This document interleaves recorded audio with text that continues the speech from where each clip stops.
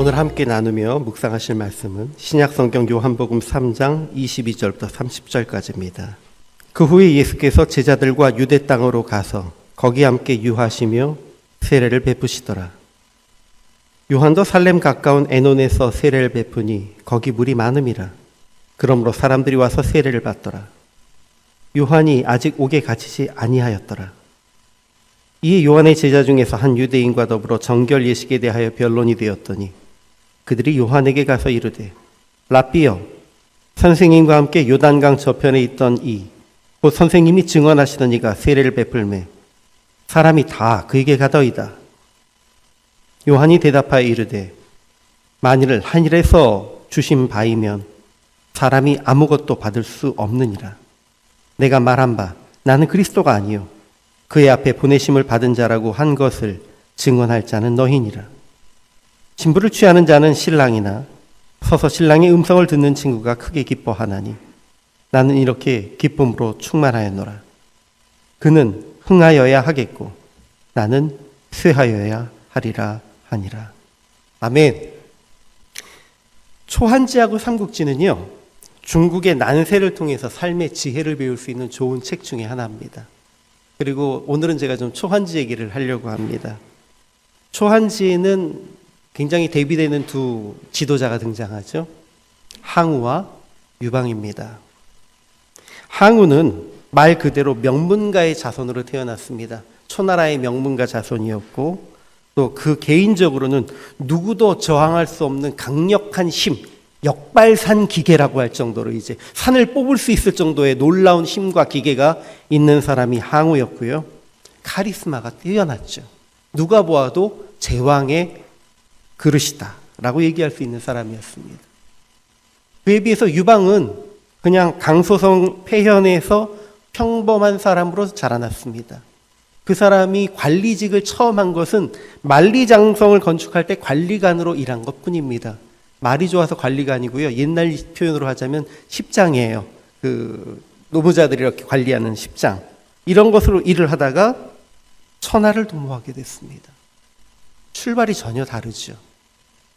그런데 너무도 놀라운 것은 초창기에 정말로 그 진나라를 무너뜨리고 모든 일들을 주도했던 사람은 항우였습니다. 근데 시간이 점점 흐르면서 우리가 다 알다시피 항우의 초나라는 사라지고 유방의 한나라가 중원을 제패하게 됩니다. 이 두 사람의 리더십을 얘기할 때에 가장 중요하게 이야기하는 게 이거더라고요. 항우는 내 생각은 이런데 어때? 이런 형태였답니다. 야, 나 이런 거 할 수 있어. 어떠냐? 자기가 능력이 워낙 뛰어나니까 밑에 있는 사람들에게 듣는 것보다는 자기의 힘과 능력을 과시하면서 자기 생각대로 끌어가는 스타일이었다는 것입니다.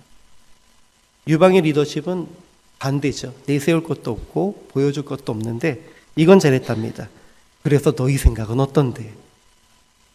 들어주는 리더십, 자기보다 주위 사람들의 의견을 경청하고 존중하는 스타일이었습니다. 누가 보아도 영웅은 항우입니다. 그래서 패왕별희라고 하는 중국의 경국에서도요, 주인공은 항우예요. 예. 사람들이 볼 때 와, 멋있다 라고 할 수 있는 사람은 항우입니다만 천하를 손에 쥔 사람은 유방이었습니다.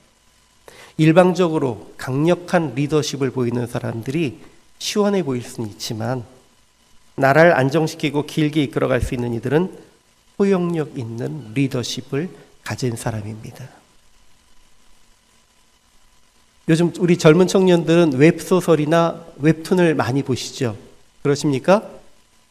안 보시나 보죠, 여기 계신 분들은? 저는 이제 가끔 봅니다. 정기적으로 보는 웹툰도 있습니다.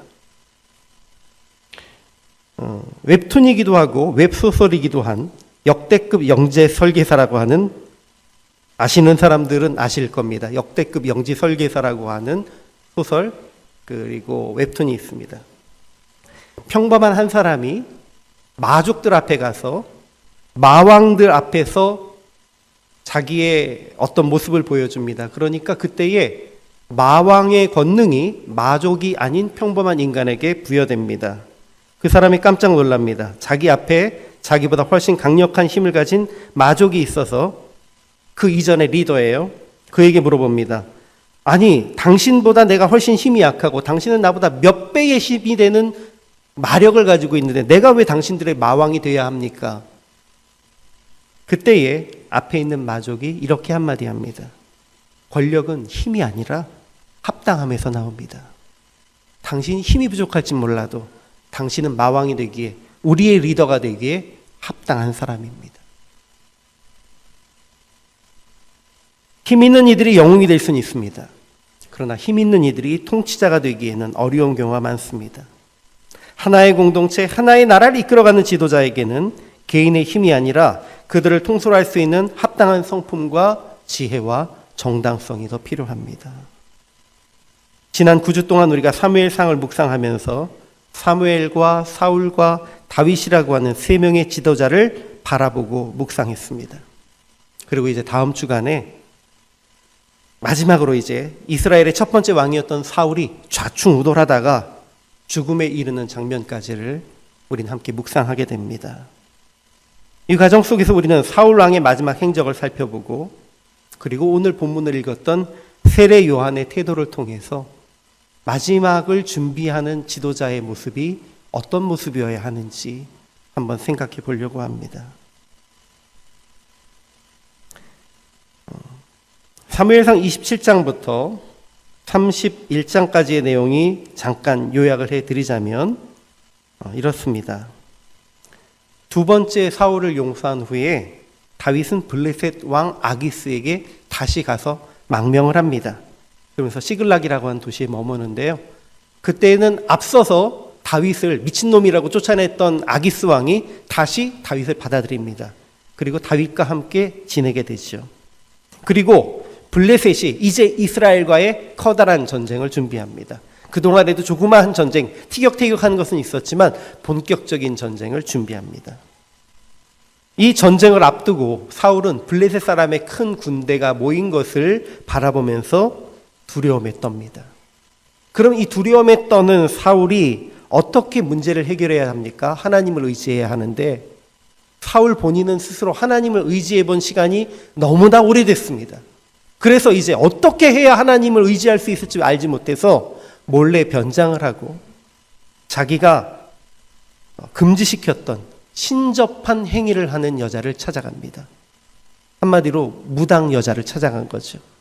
그리고 그 무당 여자를 찾아가서 사무엘의 영을 만나게 해달라고 이야기합니다.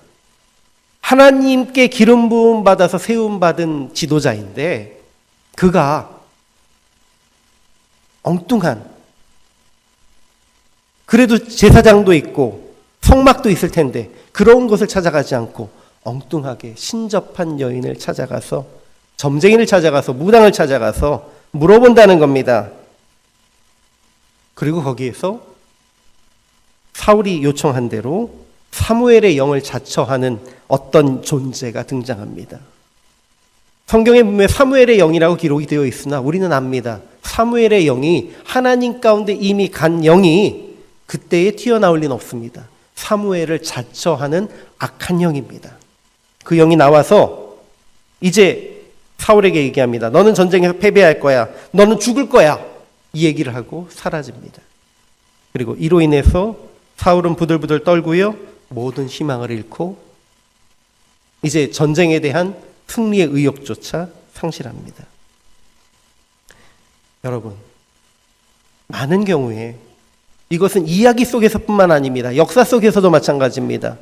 악한 영을 의지하고 무당을 의지하고 혹은 점장이를 의지하면서 권력을 잡고 이끌어갔던 사람들이 처음에는 잘 되는 것 같아요.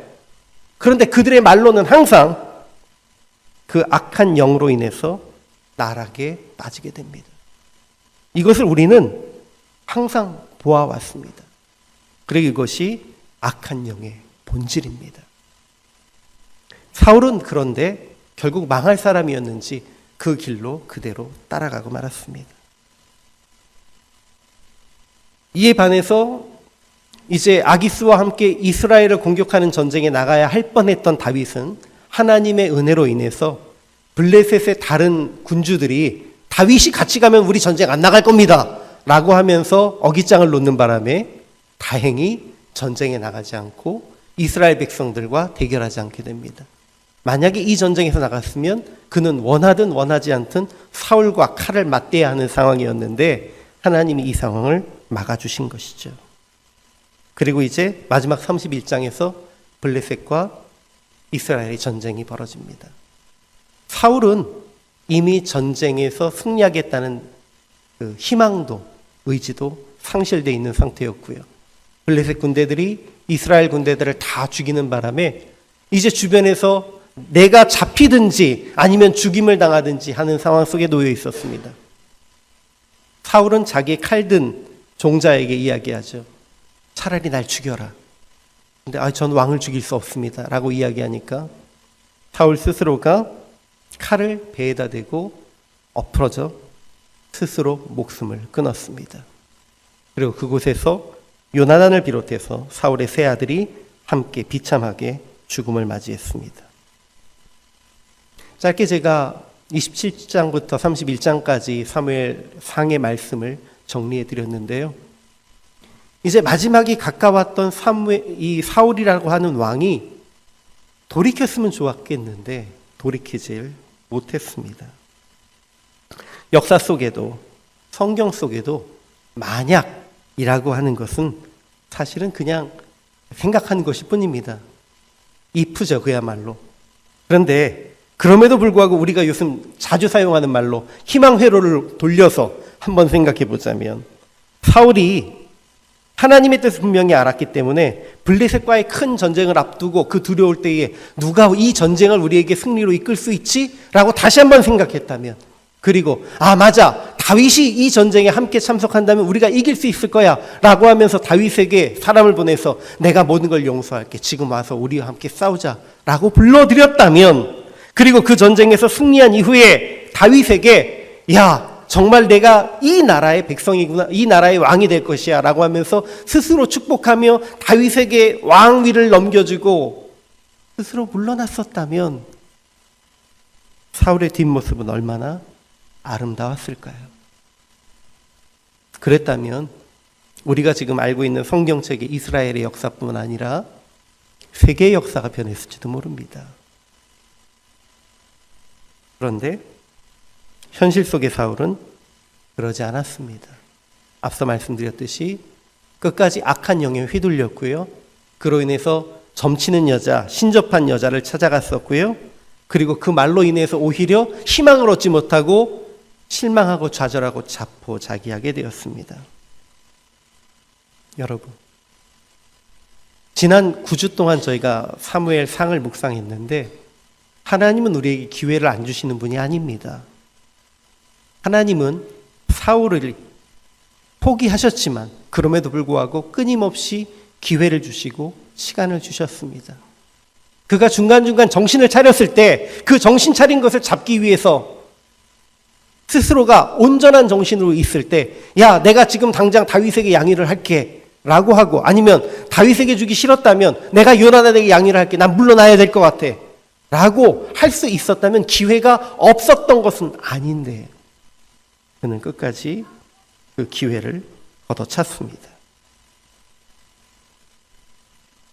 여러분, 그런데 이 이야기가 사울 왕에게서만 끝난 것은 아닙니다. 우리는요, 로마 제국이 기독교 신앙을 받아들인 이후에 세속 권력의 원리로 나라를 다스리면서 로마의 황제들이 끊임없이 말로는 하나님을 믿는 하나님의 나라라고 얘기하면서도 권력 다툼 속에서 패배하고 죽어가고 서로 다투었던 이야기들을 너무나 잘 알고 있습니다. 중세와 근대예요. 천부인권사상, 하나님이 나에게 왕위를 주셨어 라고 주장하던 절대왕정 시대의 유럽 사람들요, 그들도 모두 하나님을 믿는다고 이야기했던 사람들이지만 그 유럽의 왕들의 말로도 대부분 사울과 비슷하게 비참했습니다. 현대는 어떻습니까? 많은 영적 지도자들과 신앙을 가진 세속 지도자들마저 사울과 꼭 닮은 결말을 경험합니다. 처음에는 훌륭했고 처음에는 하나님의 백성인 것 같았고 처음에는 하나님이 세우신 그러한 지도자인 것 같았는데 점점 가면서 욕심에 휘둘리고 그 욕심의 틈 사이에 들어온 악한 영에 휘둘리면서 온전한 지도력을 발휘하지 못했습니다. 세례 요한은 왕은 아니지만 이런 악순환을 끊을 수 있는 모범을 우리에게 보여줍니다. 어떤 마음가짐을 가져야 하는지를 오늘 본문 속에서 이야기했습니다. 세례 요한이 등장한 시기는 말라기 선지자가 이제 마지막 선지자로 사역을 한 이후 한 400년 동안 이스라엘 백성들 가운데에 진정한 선지자, 지도자가 없는 시기를 거친 후 그 400년간의 침묵기를 깨고 등장한 지도자였습니다.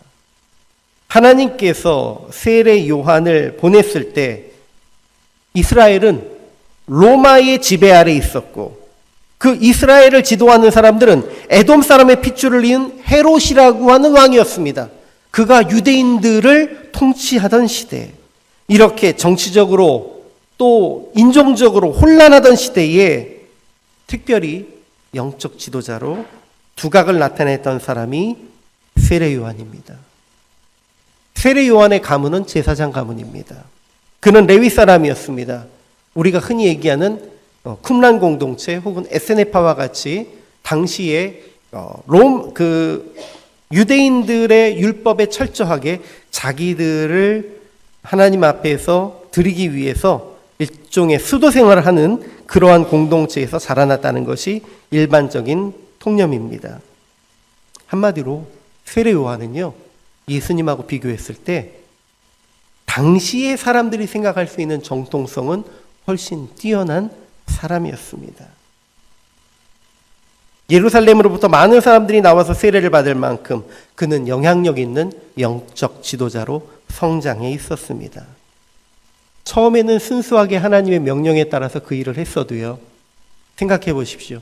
예루살렘에 있었던 많은 그곳의 영적 지도자들, 바리새인들, 또 서기관들, 그리고 그 동네에 있는 많은 사람들이 세례 요한에게 와서 세례를 받고 모여들었다면 세례 요한도 한 번쯤 왕 꿈을 꿀 수 있지 않았겠습니까? 나도 무언가 할 수 있을 것 같은데. 충분히 그만큼 많은 사람을 모았습니다. 그리고 자기 자리를 지키는 것에 연연할 수 있는 형편입니다. 그러나 세례 요한은 계속해서 자신의 역할이 무엇인지 주변에 있는 사람들에게 자기의 한계를 분명하게 말합니다. 요한복음 1장에서부터 그는 나는 그리스도도 엘리야도 선지자도 아니다. 나는 선지자 이사야의 말과 같이 주의 길을 곧게 하라고 광야에서 외치는 자의 소리일 뿐이다. 그러니 내 소리를 듣고 깨닫고 너희는 돌이키라. 내 이후에 오실 분이 계시는데 나는 그분의 신발끈을 묶어드릴 만큼의 능력도 안 되는 아주 연약한 자일 뿐이야. 라고 자기를 끊임없이 낮추고 낮추었습니다. 그리고 오늘 본문 속에서 이제 그 상황이 역전되는 것이 보이는 거죠. 이분이 그리스도시다 라고 자기가 소개했던 예수님이 많은 사람들 가운데 세례를 베푸시면서 그 영향력이 확대되는 것을 보고 제자들이 와서 시기합니다. 우리 선생님을 따르던 사람들이 다 저쪽으로 가네. 선생님, 이러면 안 되는 거 아니겠습니까? 선생님의 시기심을 부추깁니다. 구약에 있는 사울 같았으면 머리가 돌았겠지요. 예수님 이럴 수 있으십니까? 아니면 저 예수라는 자는 아무것도 아니야. 제사장 집안도 아니고 내가 진짜야. 충분히 이야기할 수 있는 사람입니다. 그러나 오늘 본문 속에서 세례 요한은 이야기합니다. 내가 바란 바 나는 그리스도가 아니요 그의 앞에 보내심을 받은 자라고 한 것을 증언할 자는 너희니라. 나는 그리스도가 아니야. 너희는 나를 증언할 게 아니고 그분이 그리스도시라고 증언해야 돼. 너희도 나 따르지 마. 그분 따라가. 라고 이야기한 것입니다. 신랑을 취하는 자는 신랑이나 서서 신랑의 음성을 듣는 친구가 크게 기뻐하나니 나는 이러한 기쁨으로 충만하였노라. 나는 그분이 오신 걸로 충분해. 나는 그걸로 기뻐. 이렇게 놀라운 권세를 가진 사람이, 정치적 권세는 아닙니다. 영적인 영향력이죠.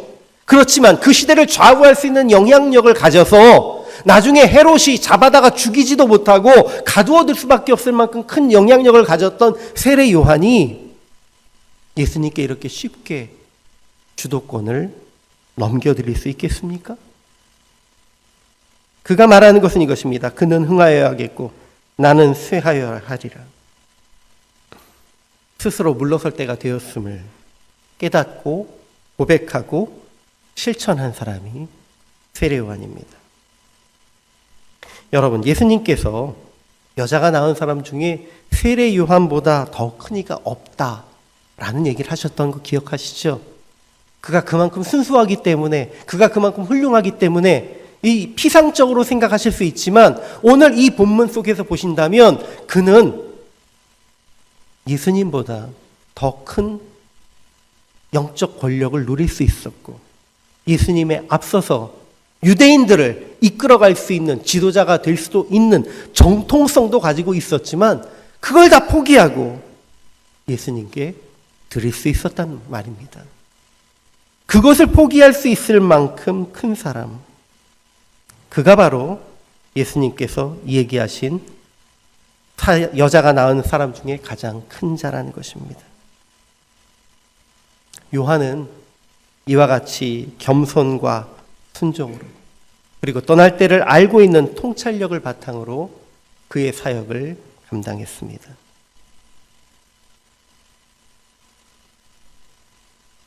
지금 우리는 예수 그리스도를 구주로 믿고 섬기는 그리스도인들입니다. 아멘이십니까? 예수님 외에 어떤 세속적인, 정치적인, 영적인 지도력도 절대적이지도 영원하지도 않음을 여러분 고백하십니까? 어떤 이도 영원한 우리의 지도자일 수 없습니다. 다만 차이가 있다면 그 떠나가는 뒷모습이 아름다운 지도자와 그 떠나가는 뒷모습이 아름답지 못한 지도자, 그 두 가지만 있을 뿐입니다. 떠나가는 뒷모습이 아름다운 지도자는 겸손하고 하나님 말씀에 순종하고 나에게 주어진 때가 언제인지를 아는 통찰력이 있는 사람입니다. 그래서 그 통찰력이 있는 사람들은 자기의 뒤를 이을 사람들을 미리 준비해 둡니다. 그런데 여러분, 사실 가장 안타까운 것은요, 각 교회에서도 이 부분이 안 돼서 가장 어렵고 힘든 일들을 많이 경험했습니다. 한국의 1세대 그 담임 목사님들, 아주 훌륭하신 목사님들이 이제 그 목회를 넘기실 때 미리 준비되지 않고, 그래서 교회 안에서 혼란이 일어나고 다툼이 일어나고 교회가 깨져나가고 했던 일들이 많이 있었습니다. 이런 부분들이 하나님 앞에는 결코 옳지 않은 모습입니다. 여러분, 우리는 이제 지도자의 겸손과 순종을 위해 기도해야 합니다. 지도자들이 앉을 때와 일어설 때를 아는 자가 될 수 있도록 기도드려야 합니다. 이것은 비단 지금 우리가 생각하는 그러한 지도자뿐만 아니라 앞으로 세워질 지도자, 그리고 우리 가운데에 어떤 기관 속에서든 어떤 조직 속에서든 있는 지도자들에게 다 공통적으로 주어지는 이야기입니다. 그리고 무엇보다도 우리가 기도하고 있는 그 지도자들이 내가 하면 그만이지 뭐, 나 끝나면 이제 끝이야 라고 생각하지 않고 자기를 이어서 그 공동체를 이끌어갈 수 있는 선한 지도자를 준비할 수 있는 통찰력과 선한 마음을 가질 수 있도록 기도해 주십시오. 그리고 다른 사람들에게만 이 무게를 넘기지 않고 우리가 스스로 그런 자가 되어서 그 무게를 감당할 수 있길 소망합니다. 하나님을 믿는 우리가 지금 겸손과 순종으로 그리고 바른 통찰력을 가지고 하나님의 뜻을 실천하는 지도자로서 이 시대에 세워져 가기를 소망합니다. 항상 말씀드리죠. 나이 탓은 하지 마십시오. 모세는 80세에도 이스라엘의 지도자가 됐습니다. 여기 지금 제가 보니까 80세 되신 분은 한 분도 안 계시거든요. 누구든지 하나님이 인도하시면 나라와 민족을 이끌어가는 지도자로 세워져 가실 수 있습니다. 특별히 너무 감사한 것은 올해 2024년도에 우리 쿠웨이트 한인연합교회 청년들이 많이 오셨어요. 그리고 사역의 중심이 돼서 이끌어 주셔서 너무 감사해요. 우리 청년들이 21세기에 대한민국을 세계로 이끌어갈 수 있는 그런 지도자로 세워져 가실 줄 믿습니다. 이를 위해서 겸손히 주님 앞에 순종함으로 바른 통찰력을 가진 자로 성장해 주십시오. 그리고 이들이 그렇게 성장할 수 있도록 여러분 기도해 주십시오.